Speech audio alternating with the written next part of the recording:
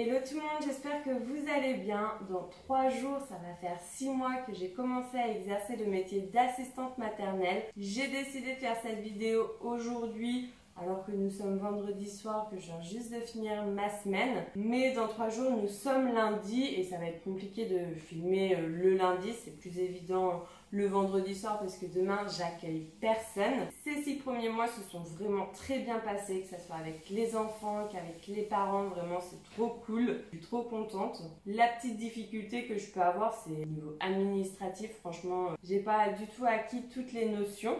Donc il y a encore un petit peu de travail à faire là-dessus. Le chat n'est pas content. Qu'est-ce que j'ai fait? C'est toi qui viens me demander des câlins? Aujourd'hui, j'avais envie de venir vous parler pour vous expliquer ce qui s'est passé ces 6 derniers mois. En fait, elle n'est pas contente parce que je bouge mes mains. Elle m'a attaqué.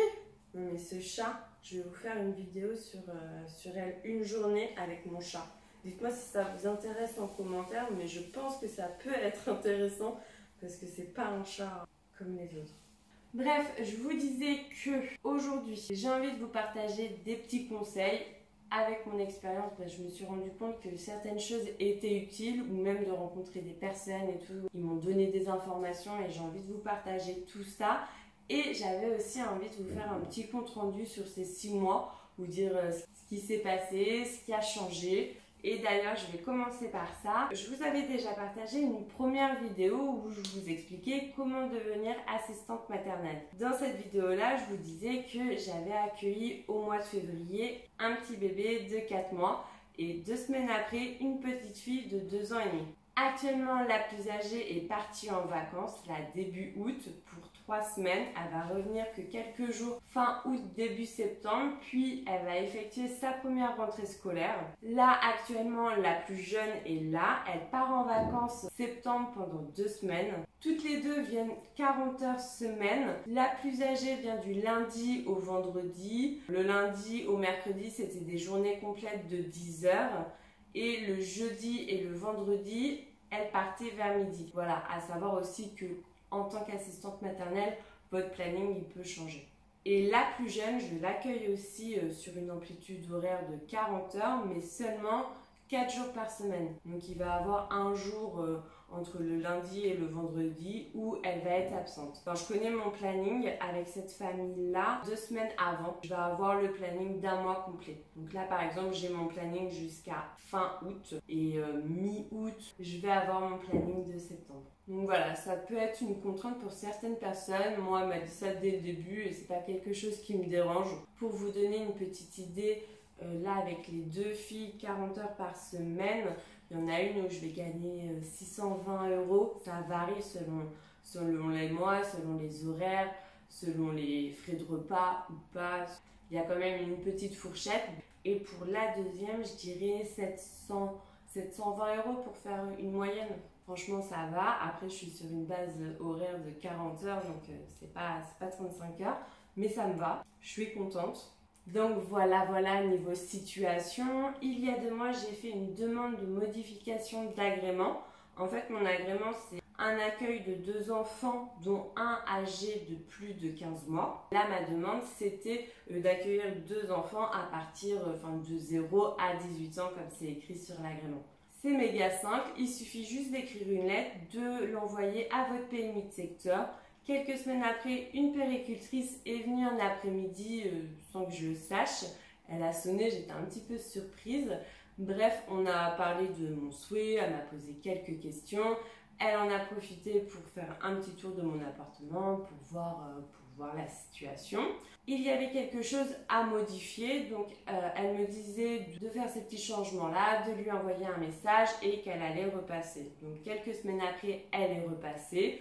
Elle a pu constater les changements et tout. Maintenant, les petits conseils. Donc, pour la rencontre avec les parents, je vous conseille de bien faire. Normalement, vous l'avez déjà fait pendant votre formation ou en tout cas une partie, votre livret d'accueil. Je trouve que, moi, j'étais un peu stressée. Je voulais organiser mon entretien et tout. Donc, le livret d'accueil a vraiment été un support, ma feuille de route. Je me présentais, je présentais le logement, ma journée type. Après, j'avais tout mon questionnaire pour apprendre à connaître la famille, l'enfant. Vraiment, ça m'a servi, donc je me dis que ça peut vous aider également. Pour me faire davantage connaître, entre guillemets, je me suis inscrite sur le site internet Nounoutop. C'est un site où les assistantes maternelles vont déposer leur annonce, vont se présenter et tout, mettre leur tarif horaire ou pas, les horaires, les jours d'accueil. Enfin, vous allez retrouver toutes ces petites informations-là. Et les parents peuvent aussi mettre leur petite annonce. Et sinon, ils parcourent les profils des assistantes maternelles. Ils vont pouvoir aussi choisir selon la localisation. Vous pouvez mettre un petit périmètre et tout. Franchement, je trouve le site assez cool, assez facile d'utilisation. Le seul petit hic, c'est qu'il y a une partie payante qui va permettre aux assistantes maternelles d'être en première dans les recherches quand les parents vont chercher. Sinon aussi, ça va permettre d'avoir directement le numéro de téléphone.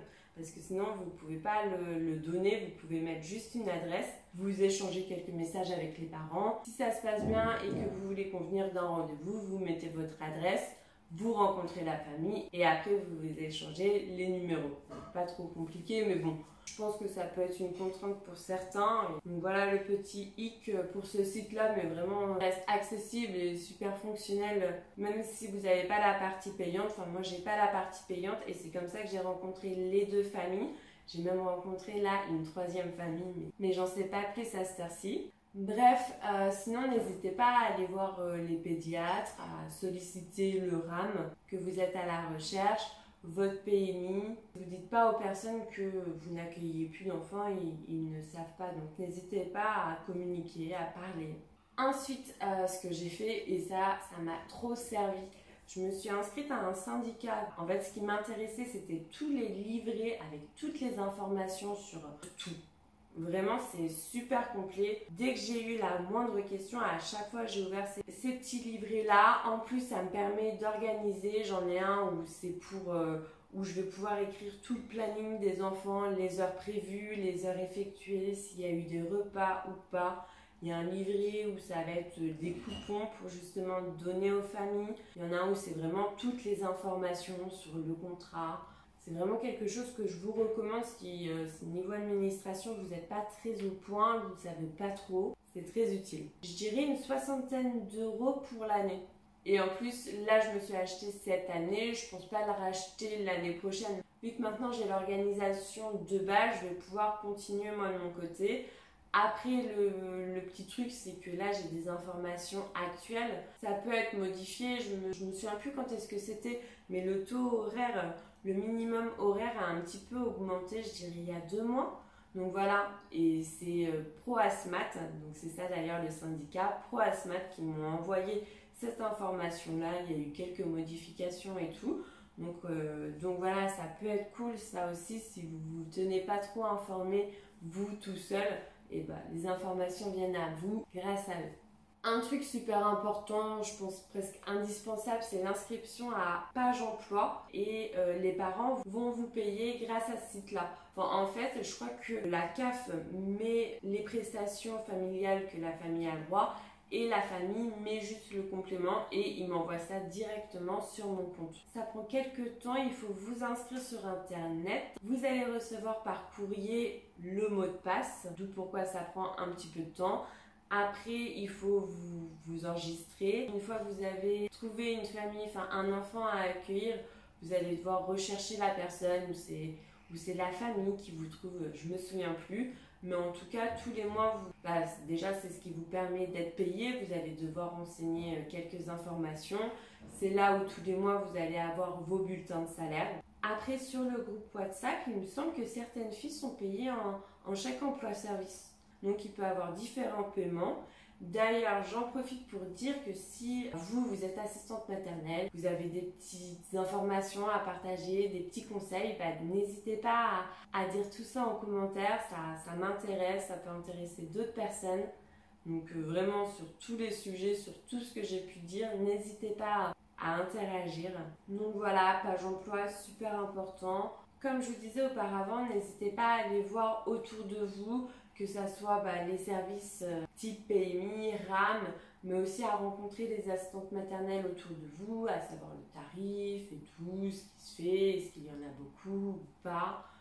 Donc voilà niveau conseil, tout ce qui a été contrat de travail et tout, vous pouvez trouver tout ça aussi sur Page Emploi où mon syndicat, il m'envoie des petits exemplaires et tout. D'ailleurs, la lettre de la PMI, pareil, il y avait un exemplaire, vraiment, toutes les questions que je me suis posées et tout, il y avait tout, toutes les lettres que vous pouvez faire aux parents, aux administrations, il y a tout. Donc vraiment, c'est chouette. Sinon, en fait, ce sont les parents employeurs. Vous êtes salarié, ils vous emploient. C'est à eux, normalement, de fournir le contrat de travail et tout. Après, je sais que les assistantes maternelles, des fois, peuvent le faire. Moi, j'ai eu la chance, je m'y connais pas, très peu. Et les parents ont tout géré. Voilà, niveau conseil. Si vous avez des questions, si vous voulez savoir davantage de choses, je ne sais pas dans quel domaine précisément, n'hésitez pas à me demander. Parce qu'il y a plein de thèmes à développer autour de ce métier. Donc c'est pour ça, en fait, j'ai envie de vous parler de plein de choses, mais je ne sais pas de quoi. Donc n'hésitez pas à me dire en commentaire. J'espère que cette vidéo vous a plu. N'hésitez pas à la liker, à me le dire en commentaire. S'il vous reste un petit peu de temps sur YouTube, n'hésitez pas à consulter mes précédentes vidéos. Et je vous dis à très vite et un très bon week-end à vous. Bye bye!